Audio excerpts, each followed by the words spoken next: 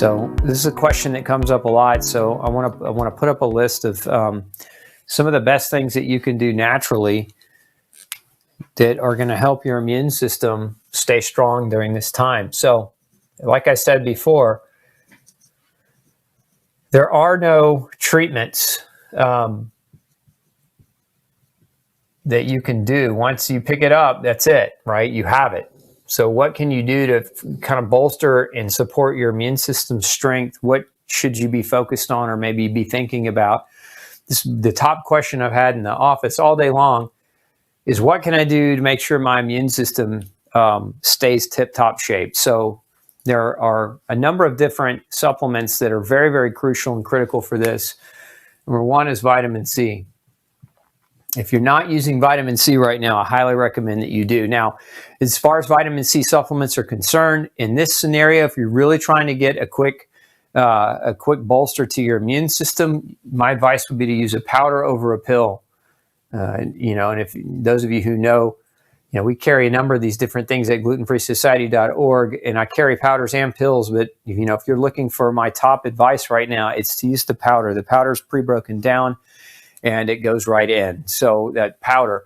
And so a good immune protocol would be in the neighborhood of 5 grams a day. Now, don't do all that at once. And if it gives you diarrhea, certainly back it down, because that's one of the side effects of vitamin C. When you get the dose up too heavy or too high, it causes bowel intolerance, which pulls water into your bowel and creates a diarrhea effect. So don't take 5 grams at once. So that's the first thing. It's 5 grams a day in divided dosing. So you would take a couple of grams in the morning, a gram in the afternoon, a couple more grams in the evening.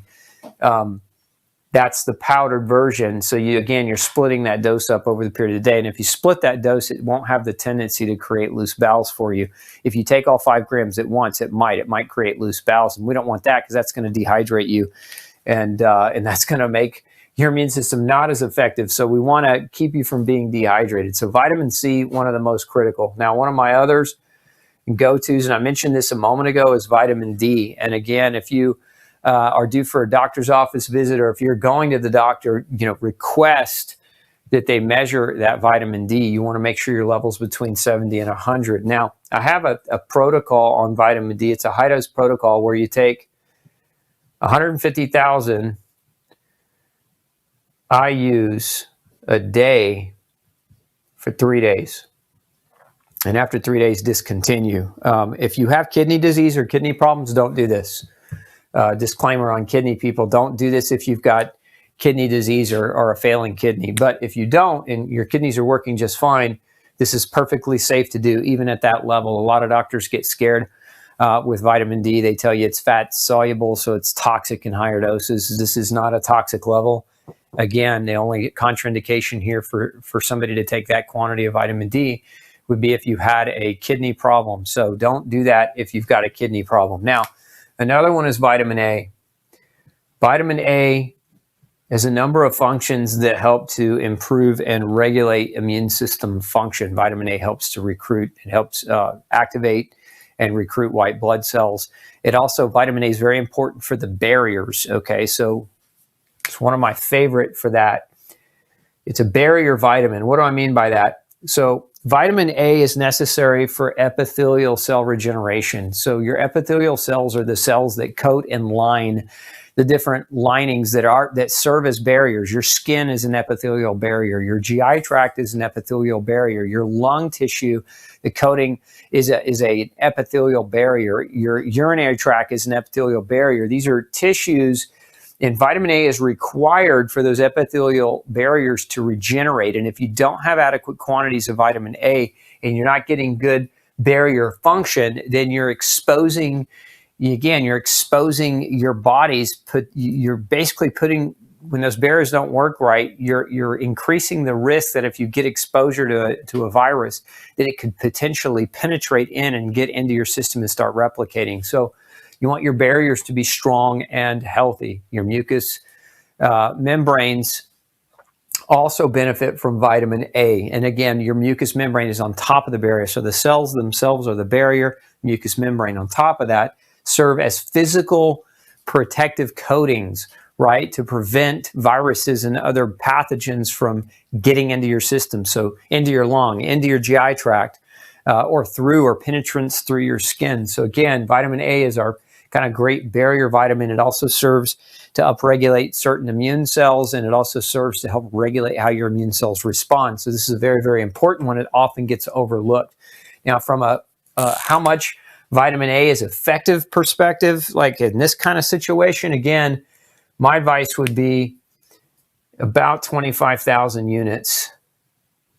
That's IU per day. And you don't want to necessarily do this long term for months and months at a time, but we can do this. We can get away for doing this for a couple of weeks.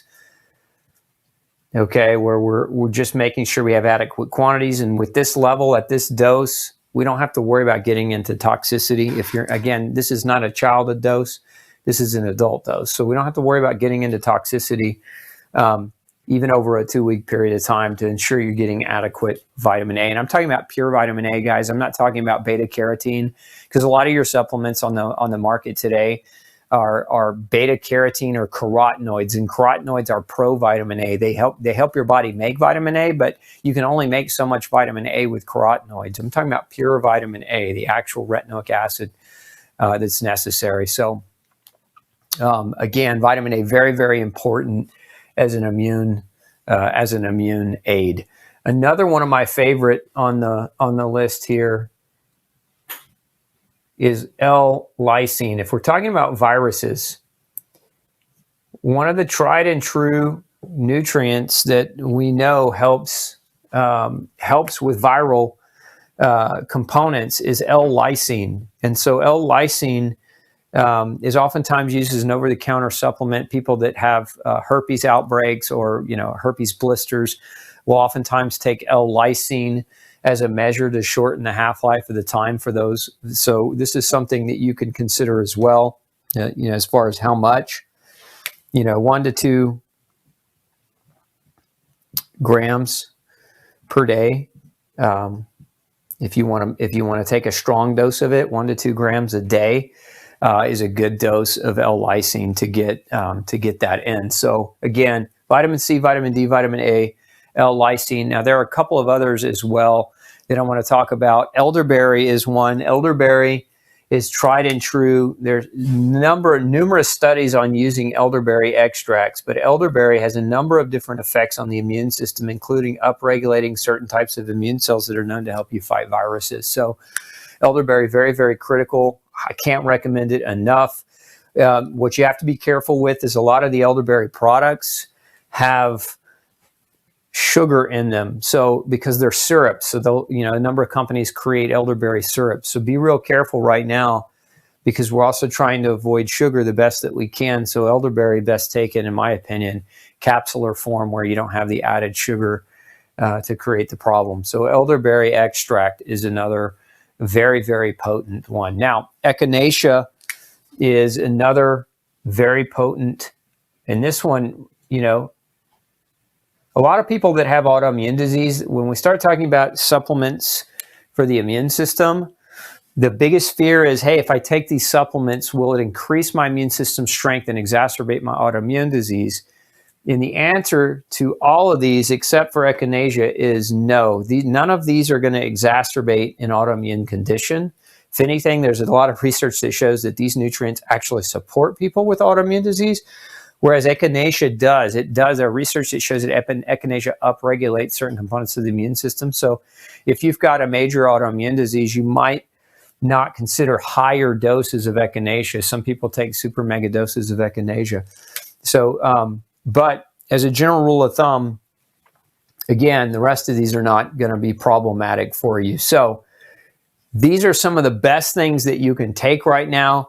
Again, there are no guarantees, and I don't want to be up here saying if you take these things, it's impossible for you to get sick. We have to apply a common sense.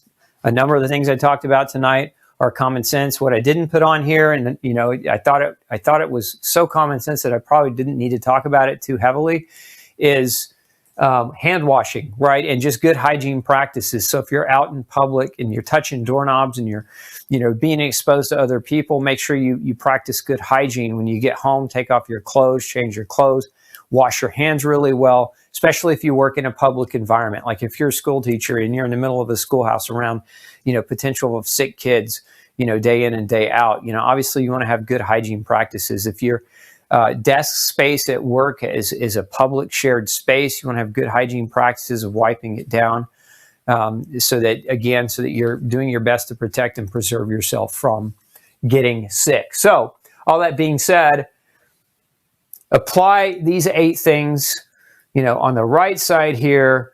And if you want to go the supplement route, don't just go the supplement route. Apply these things regardless. And if you want to help give your immune system an extra kick, then you can look at a number of these different supplements. I have my favorites, but right now I can tell you what I'm taking. I'm taking 5 grams of vitamin C. I'm taking a high-dose vitamin D therapy right now, which is 150,000 units. I'm on day 2. I'm taking 25,000 units of vitamin A, and I'm taking a formula. Actually, it's a formula that I designed called Virid. And it has elderberry and echinacea and and a bolster of a number of these other nutrients, as well as some other immune supportive nutrients. So this is one of my favorite formulations. And if you're really trying to be aggressive and take it 6 to 8 a day for an adult, if you want to just be preventative, take 2 a day. But that's what I'm going to recommend for you if you are, again, you're just trying to position yourself to be more supportive of your immune system's functions to help prevent you from getting something like this virus. Hey, don't forget to check out the rest of the series right here. Make sure you hit subscribe below. And as always, thanks for tuning in.